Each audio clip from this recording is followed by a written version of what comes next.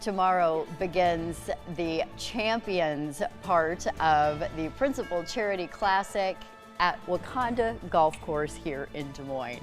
It is my great pleasure today to have professional golfer Billy Mayfair with us and his wife Tammy. Thank you both for being here. Thank you for having us. So anybody who knows golf knows you. You have a number of championships under your belt, 5, and you also refer to yourself as a Trivial Pursuit answer. Trivial Pursuit question. Yep.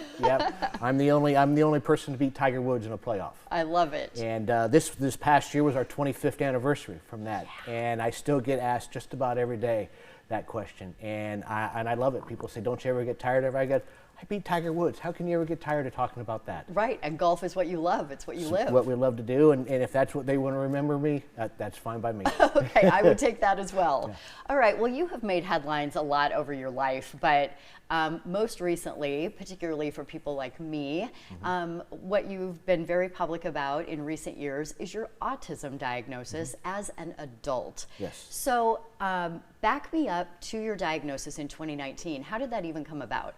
Well, we were having kind of a rough stretch. My wife noticed some change in moods and some mood swings and all that, and we had a confrontation with the tour on a rules seminar or a rules situation, and after it unfortunately didn't go my way and we were disqualified from the tournament, my wife says, "Hey, listen, it's time to get diagnosed. I think you have some things we need to discuss, and let's go get tested."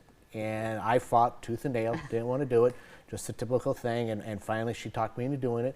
And even after having been tested, I had the results, and it still took me a few weeks to finally sit down and read the results and everything.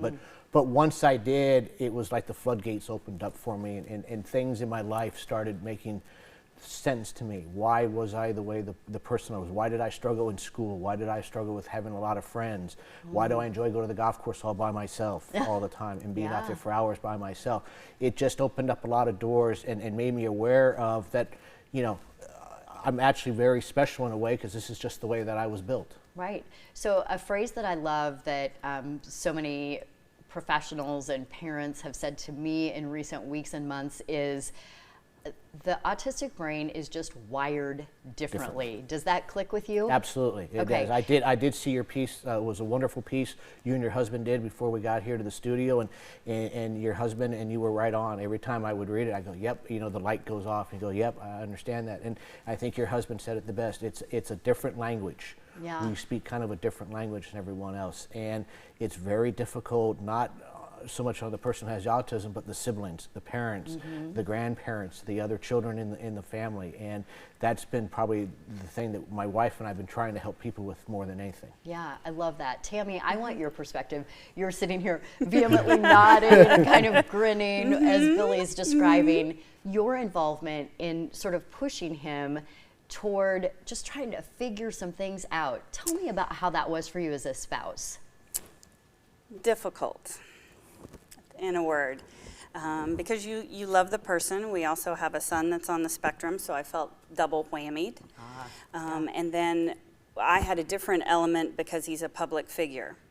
So I had challenges finding people that really wanted to help, that didn't want to be part of the limelight that said they were the one that diagnosed or did right. I needed a real doctor that was a passion for doctor, and they're hard to find. I think the key word I'd want to tell people is neuropsychologist is the best doctor you can find.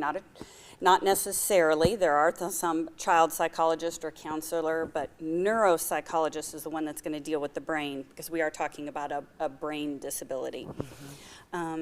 I basically said, "You want to stay married, don't you?" We've all had those conversations. We had a moment, and when we had our incident, which I feel strongly we were fairly untreated, because he doesn't have, his brain takes a while to process information, which comes across to the public as looking like you're cheating or you're trying to find a fake answer, when actually he's just trying to get from A to B to get to the answer. And I said, I need help with strategies.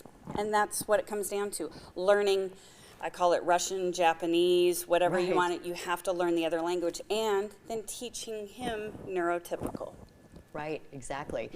Real quick, we're running out of time, but tell us about Boomer quickly, because he's part of this too.